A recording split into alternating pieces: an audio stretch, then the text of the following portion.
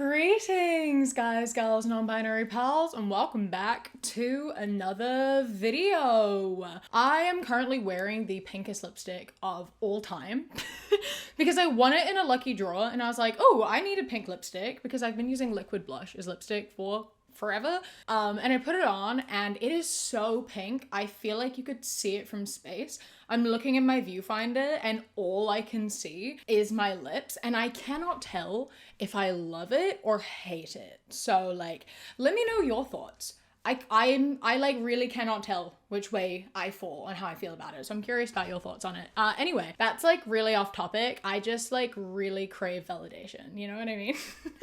Anyway, last week I opened Instagram Reels, which is never a good idea, right? Like we should just not be opening Instagram Reels. You're always met with stuff that you do not want to see, and that keeps happening to me. But on the bright side, it means I get good video content. So, you know, here we are, can't complain too much. The thing I opened it to was someone who had a very familiar face. It is someone who has featured in a video way back that I had almost completely forgotten about. I really have to give an update on how they are doing. Before I do get into it, I wanted to let you all know that today I have partnered up with my friends at Belisar to send out free vibrators and gift cards to everyone who signs up to my giveaway using the link in the description. Belisar is a company by women for all things sexual wellness and empowerment. They have such a wide range of toys that are suitable for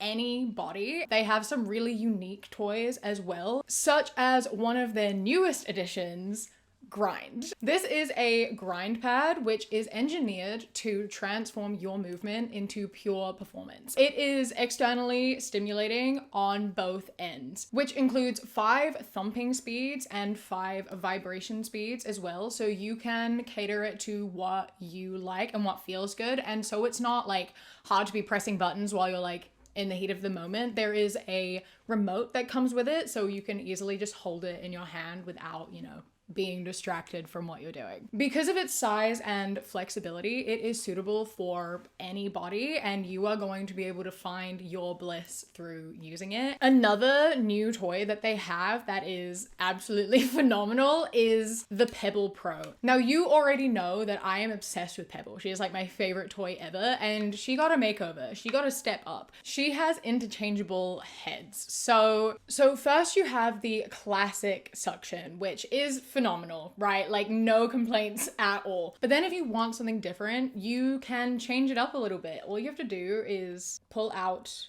the piece and then you switch on a different one. And this is Thump. So this is for like a rhythmic tapping, if that is more something that is your vibe. And then finally, there is Licking, which is a tongue-like stimulation, and this is such a phenomenal addition to Pebble. I like didn't think that Pebble could get any better, and then I switched out into this head, and I think that I am in love.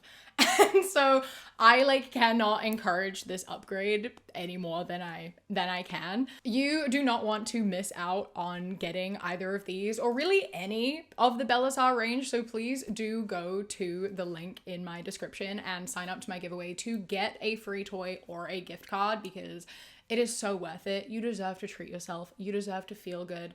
You deserve to have that pleasure in your life. So thank you so much, Belisar, for partnering with me today, and let's get into the video. So I opened Instagram Reels and was met by this face that looked really familiar, but I was incredibly confused. It was the face of someone whom I talked about in my conservative queers video a little while back, who is a trans woman who was very vocally transphobic and talking about, you know, the fact that as a trans woman, she would never be a real woman. You know, classic transphobia stuff that she was talking about, which I, of course, included in my video. However, I was very confused now because this reel was talking about being a Christian man with a good woman in your life, and I So that's why it took me a minute to try to place the face, because I was like, what's happening? And then I, obviously had to go to their account and like scroll through it and try to figure out what was going on. And I found out that they have started on a detransitioning journey after finding God about 150 days ago. So he says that God did not make him choose to detransition. He just found God and realized he wasn't actually trans, which to me kind of sounds like the same thing, but I digress. There is not inherently anything wrong with detransitioning, right? Like, people are constantly learning and changing and growing and figuring out more things about themselves, and I know that there are some people who transition and then they detransition and just carry on with life like that, right? Like, it's obviously a bit like frustrating. I can't put myself in the shoes of someone who is trans or a detransitioner, but I also know that detransitioners are in the minority and there is no problem with detransitioners existing. However, there is a problem with detransitioners who then turn around and make their entire thing talking about how being trans is bad, they regret it, everyone will regret it, and actively campaigning against transness, trans rights, people being trans, and like having access to gender affirming care, etc. That is when it is a problem. And considering this person, Nisa, was transphobic already, was already making content about how being trans isn't valid when identifying as a trans woman, it obviously only got worse. And so I wanted to dive into that a little bit and have a bit of a conversation about that with you all, because I think it's really interesting and also just incredibly frustrating. That's what we're going to do today. We are going to have a look at Nisa Powers. Before we do look at the detransitioning stuff that he now speaks about, I would just like to have a bit of a memory jog to remind you of the content that he used to make and the things that he used to say, so you kind of know what the starting point of all of this was. Okay. I know nothing about what it means to be a woman, and despite me being trans and a trans identifying person, I'm okay with that. And I absolutely hate seeing trans identifying males, seeing people who claim to know so much about the gender that they're not. Like, speaking from experience, yeah, I took steps to look like and appear as a woman in society. But when it comes to womanhood and girlhood, I know nothing. And I never will. And that's okay. Like, whatever goes on in a woman's head and a woman's body and all of that, like, that is all just a complete anomaly to me, and it always will be. I mean, I appreciate it. I think it's beautiful, but I'll know nothing about it, and I'm okay with that. And I just, it's so frustrating because, like, that's not how this works. That's not how this works at all. This is very boxy, right? That's very, you have to meet these requirements to be a woman. You have to meet these requirements to be a man. If you do not check all these boxes, then you are this or that. We are all different. And I'm sure I went into this already in the past, but it was a long time ago. So I'm jogging my memory, I'm jogging your memory. This is very, like, you have to tick all these specific boxes to be a woman and all these specific boxes to be a man. And doing it from this weird place that, like, implies society has nothing to do with that. That, like, all women have the exact same brain and body, when that is just not true at all. If you are perceived as a woman, then you experience the patriarchy like a woman does, with an added layer, with an added layer of prejudice and bigotry. Like, you are experiencing misogyny and life as a woman, and then also a bit more. You cannot say you don't understand womanhood as a whole, but you understand, like, manhood better when you aren't a man, or you were not living as a man, presenting as a man. No one perceived you as a man, so you weren't treated that way. You were treated as a woman. So thus, you do understand womanhood because you were a woman. You were perceived as a woman. You were living as a woman. That's really all it's about. By saying that you don't understand womanhood because you are perceived as a woman, but you don't have the brain of a woman. When firstly, trans women do have the brains of women because they are women. And what, you don't have the biology of a woman, you don't have like female anatomy. So you don't you don't menstruate. Not even all cis women menstruate. We all have different hormone levels. We all have different thought patterns, and like our bodies and minds all work so differently. That's the whole thing with humanity, is it's a spectrum. Yeah, and like womanhood is what womanhood is to you. The main signifier of that is how we are treated societally by the patriarchy. And as a trans woman, you experience that. So you do understand what womanhood is. You do know what girlhood is, because that is something that you experienced because you were a woman. But yeah, anyway, that is the type of content that he used to make. That was all of it. It was just talking about how, you know, I'm not a real woman. I will never be a woman. I want to compete in men's sports. That was everything. And since then has deleted all of that old content and started fresh from scratch, including starting a brand new YouTube channel with a few longer videos about this journey, figuring out that he wanted to detransition and is not actually a trans woman, and why and how and thoughts on that. And so I first wanted to go watch one of these because I think it's some really important context and a lot of good conversation starters that exist in here. So this is titled How I Woke Up from Gender Dysphoria and Started Loving Myself as a Man. Hello, my name is Niza, and I'm so happy to be starting my official YouTube account and showcasing my journey from being a trans woman to being a happy man and accepting myself as a man. But first I want to get into gender dysphoria and how it set in with me, because, you know, a lot of times people are celebrating this condition, and I don't know of any other conditions in history where people celebrate mental illness. Anorexia is not celebrated. Bulimia is not celebrated. Depression and anxiety. These are not conditions where you have parades and flags and celebrate them. I'm gonna have to stop you right there for a second, because I think you've got this all twisted up, right? No one is celebrating gender dysphoria. That's not what the celebration is. The celebration is treating gender dysphoria, and the treatment to gender dysphoria is gender affirmation. The celebration is not like, woo, you have gender dysphoria, how fun for you. The celebration is of recognizing what it is you're struggling with, and then making steps to overcome that, and then like living authentically and comfortably in a way that makes you feel filled and happy and authentic. The celebration of trans pride is not celebrating gender dysphoria. It's not even celebrating like, yay, you're trans. It's celebrating like their journey to being who they are. It's like, yay, you're trans, in the sense that like, I'm so glad you realized that's who you are and are now living authentically. Not, yay, you're trans because we don't like cis people, right? Like that's that's the difference. It's celebrating choosing to be happy and making steps towards healing. In the same way that, you know, to use your examples,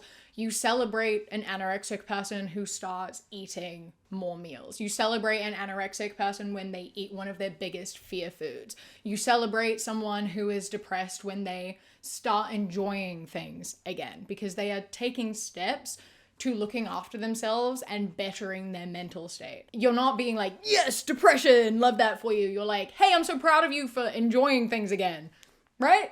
That's what it is. I don't know why you're being like, they celebrate gender dysphoria. That's not what's happening. It's not what's happening. And you know that's not what's happening. The community at large is creating this illusion that this particular mental illness is the good one, is the mental illness that makes you somehow more of yourself. Well, I tell you what made me more of myself is the aha moment of accepting me as a man. And that came from pure internal reflection and meditation. It came from a 3-day long fast of me hiking in the mountains. But what came out of it was the most beautiful thing, and that was healing from this mental disorder I had, which was gender dysphoria. Okay, so I've got some thoughts on this, being I don't think any good decisions are made when you're unfed for 3 days. Like, that's typically when your brain is functioning at its lowest. Being like, I didn't eat for 3 days whilst doing strenuous exercise, and then my brain told me something and I listened to it. The thing your brain told you is actually like your worst nightmare. You are starved. You are not thinking rationally when you haven't eaten for 3 days. That's not when you should be making decisions. Ever. I don't know why you would starve yourself for 3 days in any capacity. Don't ever do that. That is so bad for you. But starving yourself for 3 days and then having a thought and being like, oh my God, I'm a genius. I'm gonna run with that and change my entire self because of that one thought I had when I hadn't eaten for 3 days. I keep emphasizing that because it's absurd. That doesn't feel like a good way to figure things out, right? Like, it just doesn't feel sensible to base everything around that. Yeah, like, coming from experience of someone who didn't eat for long periods of time as a teenager when I was suffering from an eating disorder, all of my worst thoughts about myself and ideas of who I was and how I should change, all of that came when I was hungry. I don't think I ever had like a positive, good idea for who I am whilst I was in the middle of any sort of fast. That's just kind of how the body works and the brain works. We need food. It's fuel, and we are delirious without it. Maybe food for thought.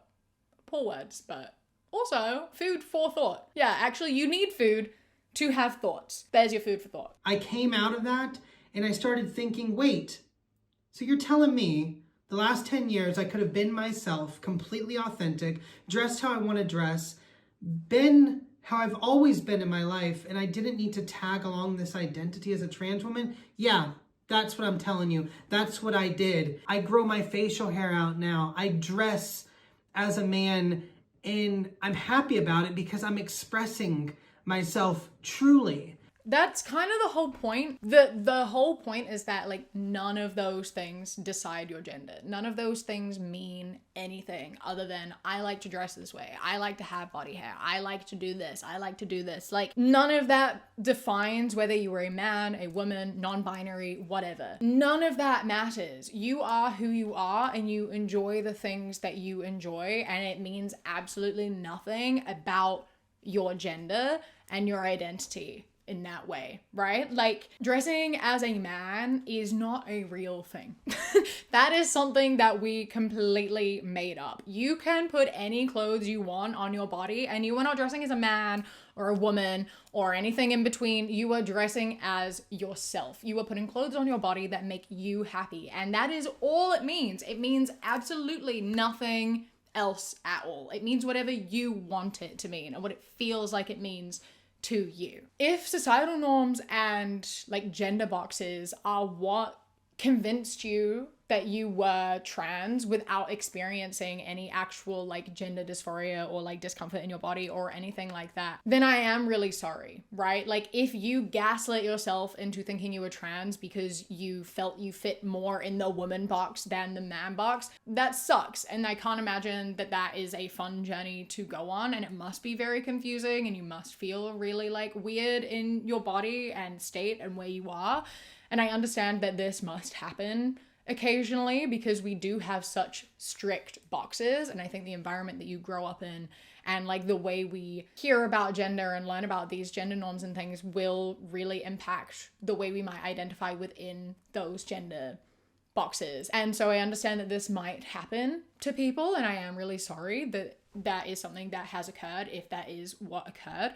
But then surely you can understand that the way you're speaking about this right now is only further contributing to the issue. Like, if it's gender boxes that made you think you were trans when you really are not, then why are you now here being like, dress like a man, facial hair? Like, you are just further perpetuating those gender ideas and the strict two boxes of man and woman, which you've just said hurt you. It's a condition of the soul. It's a condition of the brain. You don't cure it with a boob job or bottom surgery. You don't cure it with gender affirming care, which is a disgusting way to put sterilization and harmful hormone usage. And a lot of people ask me, are you still taking hormones? Are you gonna, like, I never did. That's what I want to make it clear and make it known to so many people, is that I never took hormones, because I always held on to a little shred of truth that was, maybe I'll come out of it. Maybe my outside doesn't need to be fixed. Imagine me waking up and trying to come back to the man that I am now. It would be harmful, distressing. I grasp that you understand what gender affirming care is, and despite at the beginning there being like, gender affirming care, that's a terrible thing to say. How dare you call it that? It's harmful, it's dangerous. But then at the end there, you kind of emphasize the fact that gender affirming care is good, because you said that if you did indeed do surgery and take hormones, you would then need to get gender affirming care to go back to feel comfortable in your body. So, you know, like, you just did an extra step, but you just acknowledged the fact that if your like body doesn't match the way that you feel, that's uncomfortable, that is miserable, and you need gender affirming care. So like, you understand, right? And like, if you didn't feel like you needed that, if that is not something that, you know, spoke to you or you felt like you had to do, that's fine, right? Like, you don't need to do hormones or have surgery or anything in order to be valid in your identity. As I said, all bodies are different, we all exist differently, feel differently, whatever. And if that's not something that you felt you needed to do, fine. But like, you seem to understand the idea of gender dysphoria and wanting to change your body in order to match how you're feeling. So like, and I don't think that like, well, I was trans and I didn't feel that way, so therefore no one needs it. That's not a valid argument, because you aren't trans. You aren't a woman. So obviously it wasn't necessary, was it? So you can't put yourself in those shoes, because if it was never who you were and you figured that out now, you understand gender affirming care and gender dysphoria while thinking about, you know, like, I feel like I'm talking in circles because it's got so many layers, but I hope you kind of catch my drift on that. It's like you get it, so let people have it. You shouldn't take that away from people just because it didn't fit you, especially when you've realized that that's not even you, so obviously it didn't fit, right? Yeah. In complete contrast to the statement made just before of, I now dress like a man and present like a man, he made another video where the thumbnail is, clothes don't have a gender, people do. Which, you know, already a little bit conflicting to the previous statement of dress like a man. So let's have a little listen to what he has to say in here. Hi, my name is Niza, and for over 10 years I lived a lie and identified as a trans woman, but I've escaped that box in confinement that was a trans identity. And part of that journey is fashion, because as a boy, that was some of my most fondest memories, was dressing myself and styling and looking at runway outfits and all these other things. And I thought that somehow made me not a boy. These alphabet warriors that have been the trans ideologists are telling children that their own personal stylings and personal preferences create this box that you need to go now and force yourself in, because outside in the world, they won't love you outside of that box. So take it from someone who've seen both inside the box and out. Outside is so much sweeter. So, Niza, my guy, listen, okay. Like, I am in half agreement with you and half not in agreement with you just because of how this is being worded and where the blame lies. But blaming the alphabet warriors for being the ones telling you must be trans because you fit these specific gender norms, you're putting your blame in the wrong place here. We are the ones who are against gender norms. We are the ones who are against gender roles. We are the ones who are here being like, you can be a man and wear dresses. You can be a man and do your makeup. You can do whatever you want and identify however you want. You can be a trans woman, dress like a man, right? Like, it is about who you are and how you feel, not about how you dress yourself and present. The gender boxes and gender norms are a conservative value, thus the word conservative, because it's conserving, right? Like they are the ones who like the boxes and who build the boxes. It's, you know, that idea that is drilled into us when we're kids of being like, oh, you like this? That's such a girly thing. This is such a girly thing. Like that's the patriarchy. That is conservative values. It is not coming from us. And again, I'm so sorry if this is something that genuinely caused you harm and frustration and confusion and made you believe you were something that you later realize that you are not. And I'm happy for you if you have, like, you know, realized that that is true and are figuring yourself out. It is incredibly harmful to talk about your experience as, you know, someone who was trans and has realized that they aren't, as like the default experience. Talking about it like, oh, I was trans and then I realized I'm not, so no one is trans. Who is that helping? All you are doing is hurting other people. Like, yes, your experience is valid, but why is it all of a sudden other people's experiences aren't valid? Everyone is unique. Everyone has their own individual experiences. Yes, break gender norms, step outside of gender boxes, but you are further enforcing them through all of what you're doing and saying and being like, standing here and talking about how boxes are bad and like these boxes and norms are what like ruined life for you, while then being like, my experience is the only experience that's valid. That's another box. We're all different. We're all fluid. Leave space for other people to exist. Share your story, but don't drag other people down while doing that. Like, talking about finding happiness and acceptance, like, I'm so glad and I'm so happy that, you know, you found happiness and acceptance and comfort within yourself. But then, like, turning around and being like, but everyone else also has to live like me. Everyone else is miserable and everyone else has to do what I do. And, like, actively causing harm to like millions of other trans people because you are painting out this idea that they are harming themselves and fueling the narrative that being trans is unnatural, it's bad, it's a lie, it's harming children. Like, you are actively contributing to a problem that is hurting people that were previously your peers. Nisa is predominantly a TikTok creator. So these were a couple of YouTube videos that I just thought, like, you know, talked about it a little bit. But previously, like when I last talked about him, did not have very many followers at all. No one really cared about him or watched his content or anything at all. Just a very small account that got a few hundred views that I happened to stumble upon.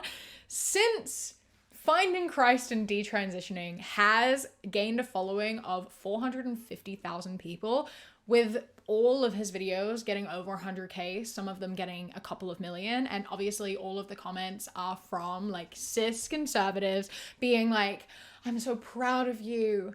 This is so great. I love this. There are people literally in the comments being like, praying for my son to detransition next. Exactly what you expect it to be and exactly the reason why it is harmful. The way that he is talking about it is telling people that trans people are miserable and they should all detransition. And now it is validating that in people who have loved ones and are now holding on to that idea and using that to fuel that ideology even further. So first, I just want to show you this one video because I have some questions. He said before, if you remember, I never did hormones. I never took hormones because I always held on to a little shred of truth that was, maybe I'll come out of it. Recently, the Lord laid it on my heart to be open about my skin condition and what it's like to detox from over a decade of taking estrogen and hormones that shouldn't be in my body. So I'm not going to shy away from it. I have terrible psoriasis all over my body.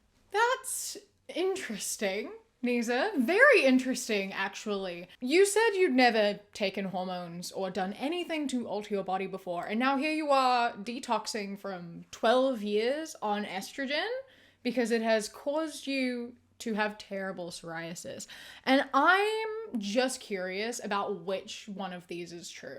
Did you take estrogen or did you not take estrogen? Why is this a lie? Why are you telling two different narratives here? What is the gain out of this? So to start with, obviously having a TikTok that is dedicated to being like, taking estrogen for 12 years really ruined my body and now, you know, I'm detransitioning because being trans is fake. Don't ever do hormones. My body is ruined. It's ruined and I'm miserable and I'm upset and it's terrible. Like, look at what hormones did to me. They're so dangerous. You should never take them. They're not natural. That is obviously pushing a narrative that these transphobes cling onto, that these conservatives cling onto and say, like, this is why hormones are bad. This is why being trans is bad. So it makes sense to make this video, even if he has never taken estrogen, even if he has never taken hormones before, as he previously claimed, and just has psoriasis. It's a great opportunity to use this skin condition to blame something that was never in the picture in the first place. Like, it is a great opportunity for that, and it works. People are eating it up. People are like, oh, I'm so sorry, it's terrible. It pushes that narrative and is harmful for harmful purposes and in order to get validation from people that previously, you know, hated him. And then on the flip side, obviously he could be lying about the fact that he'd never taken estrogen before, although the motive for lying about never taking hormones is a little bit less clear.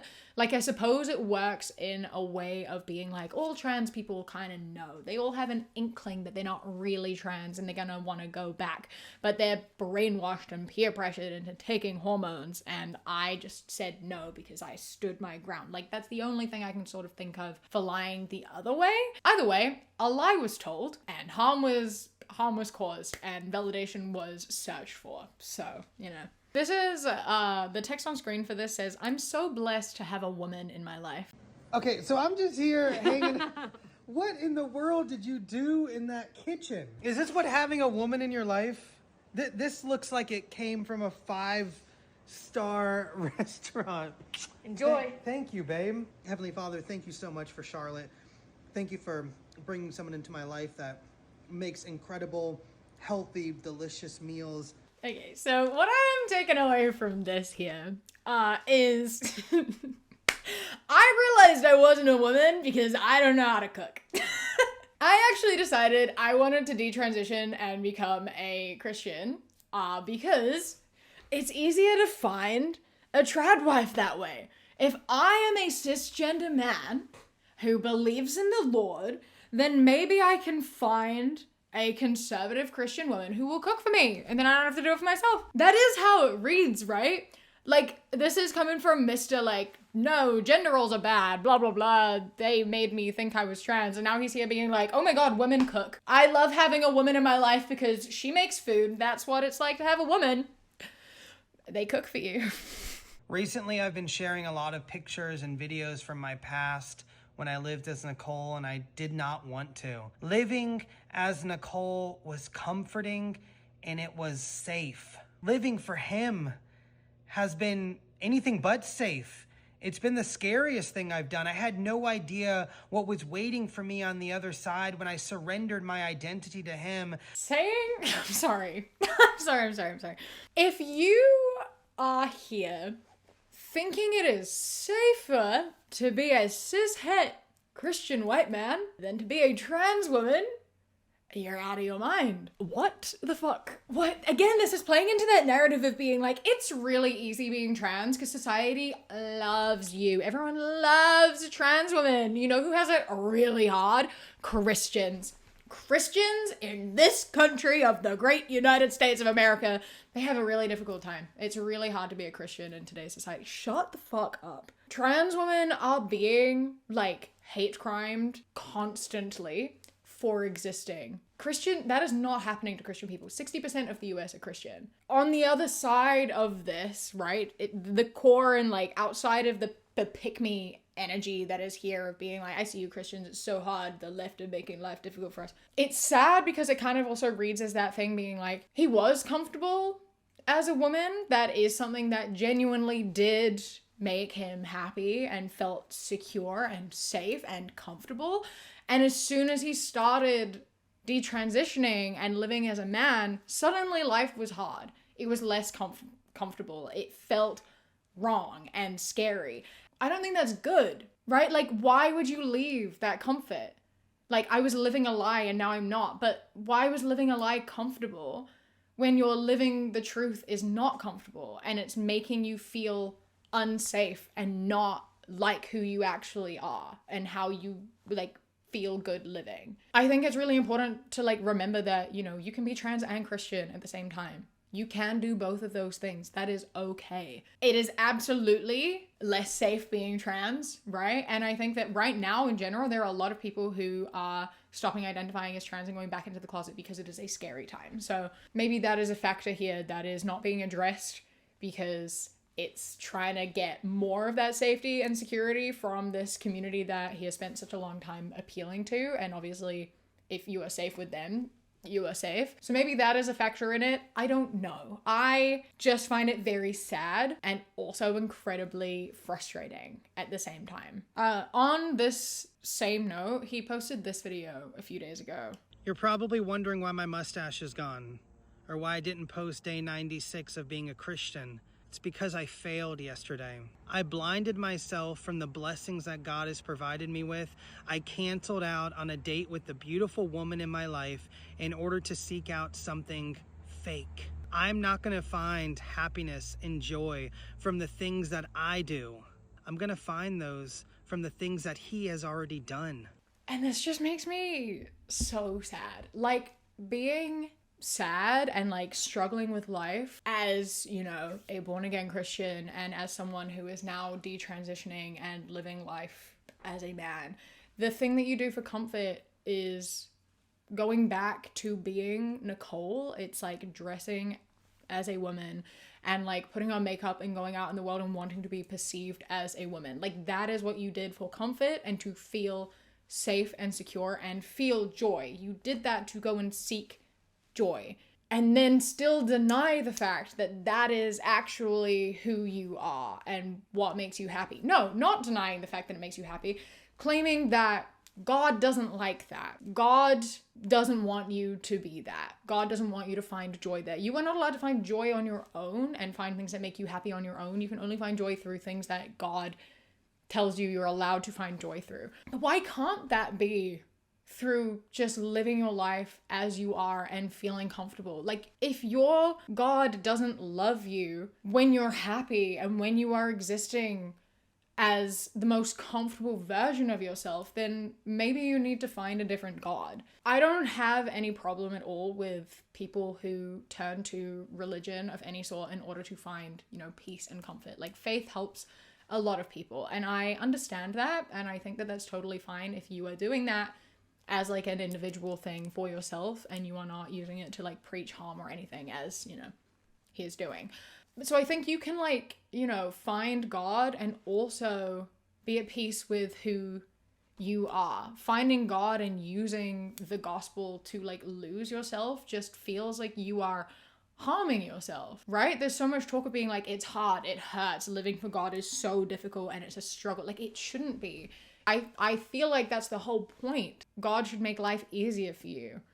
You should go to him for like comfort and love and knowing that you aren't alone and that there's someone looking out for you. Like, that is what that should be doing for you. And then again on that also, right? Like, talking about, you know, how he failed because shaved and put on makeup and went out into the world looking a specific way. Again, it's the gender norm thing.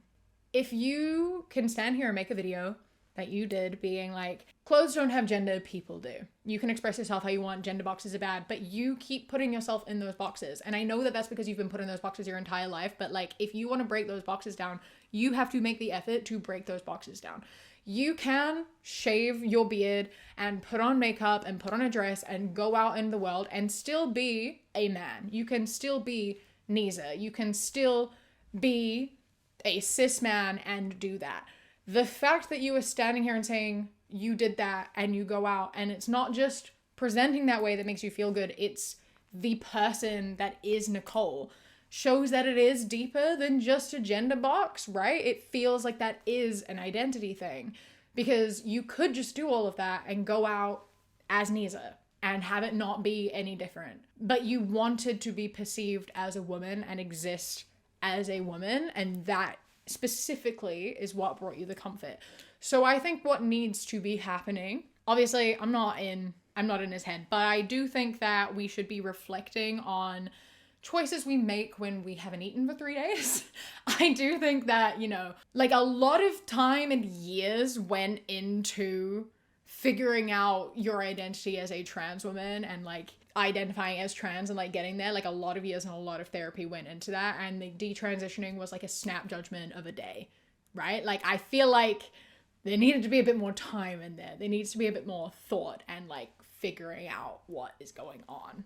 And I think, you know, the main takeaway of all of this is that we all try so hard to fit ourselves into other people's expectations and standards, and that can do not only ourselves a lot of harm, but also others, because we continue to perpetuate these strict ideas and these boxes that society has built. But in fact, like, none of it is real, all made up. And it's so easy to get lost on the way of like self-discovery because you kind of forget that they're not real and you want to be accepted by people, so you try to fit into one so that these people will accept you.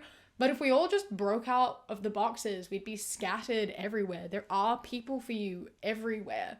You don't have to be a specific way in order to be valid, in order to be loved. Nothing looks the same. You can be anyone that you want to be, and that is okay. We are all fluid and we are all changing and learning and growing literally our entire lives. And like, you don't have to just jump from box to box to box to box. You can draw a freaking circle. You can move around and like navigate and move further this way and that way and twist and turn all that you like. You never have to be static. You never have to fit yourself for any specific set of ideas. Just follow your heart and your mind and like exist on your own journey, because it's beautiful. Choose comfort and happiness and joy. As long as you are not hurting anybody, it is okay to, you know, prioritize yourself, and like people will love you for that. And that's really the most important thing, I think. Okay, well, I hope you enjoyed this video. A huge thank you to my Kiwi Cat patrons: Polar Bee, Sienna, Alicia, Marielle, Bree, Bay the Trucker, Chastity, Beckett, Prismatic Petey, Sushi Kawaii, Phil the Duck, Jessie, River, Queen Glimmer, Ella, Mr. Noodle, Radsack, Knitting Menace, Chris, Ellie, Alexis, and Bobby. I love and appreciate you so much. Thank you so much for joining. I hope you enjoy the rest of your day. Stay safe. Keep fighting. I love you. Mwah. When you close your eyes, you replace the darkness.